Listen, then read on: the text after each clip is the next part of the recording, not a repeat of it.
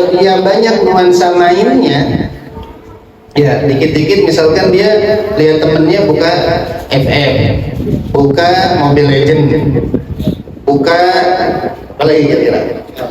Hah? Ya, slot. Ya.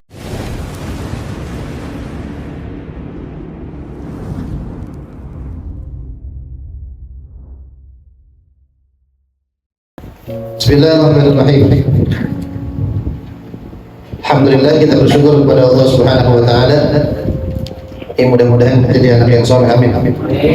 Ya, jadi salah satu hal ikhtiar kita supaya anak jadi pribadi yang soleh, ada istilah psikologi itu lingkungan pembelajaran namanya. Kalau dalam istilah bahasa gandoangnya learning environment. Jadi waktu zaman saya kuliah dulu tuh dosen ngomongnya begitu.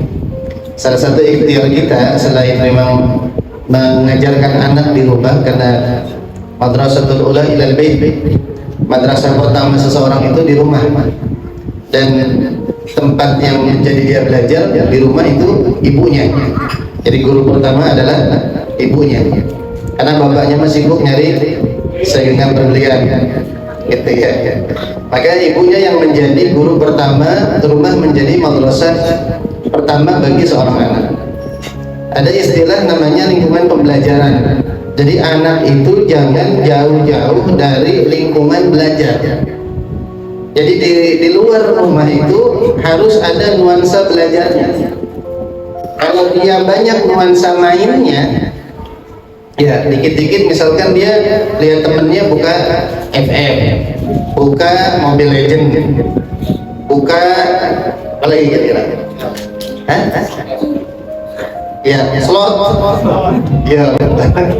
Oh ini kalau udah begini maka anak sulit mendapat pengalaman belajar yang baik ketika dia kecil.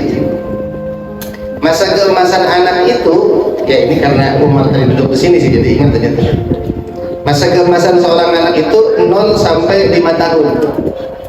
Itu masa keemasan di mana dia akan menyerap sebanyak mungkin pembelajaran tanpa dia belajar.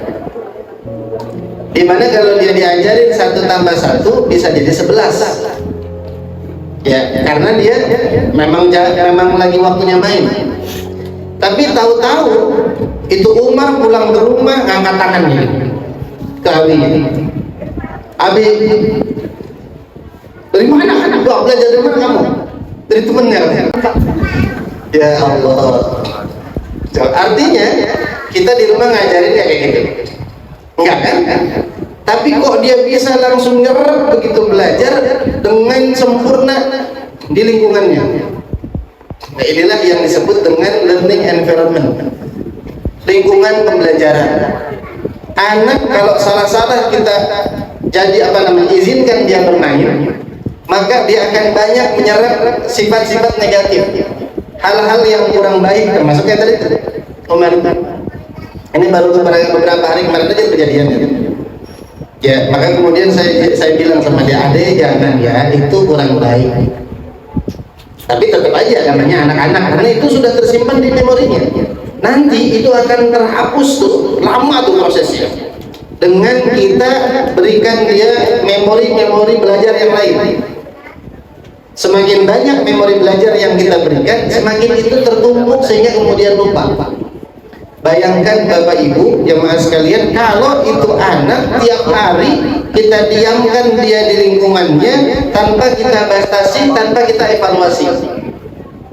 Dia nyerap FF, dia nyerap Mobile Legend, dia nyerap mainan yang kurang baik, dia nyerap kata-kata yang kurang baik. Nyampe rumah banyak orang tua yang kaget akhirnya karena anaknya dapat pembelajaran yang kurang baik, dan itu mempengaruhi tumbuh kembangnya ketika menjadi seorang anak.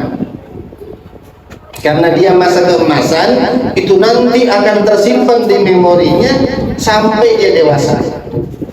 Jadi 0 sampai 5 ini baik-baik.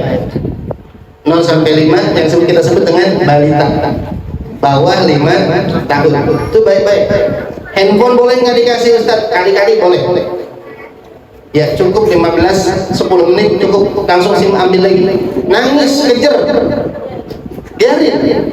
Ini memang kadang-kadang kita sebagai orang tua, kitanya capek, nggak mau diganggu, ribet banget sih deh handphone. Berjam-jam tuh anak main handphone. Bener apa kagak itu? Mana jenengan? Ya, ibunya lagi sibuk nyuci, emaknya lagi sibuk nyetrika, lagi sibuk masak. Jangan ribut, jangan berisik tuh handphone.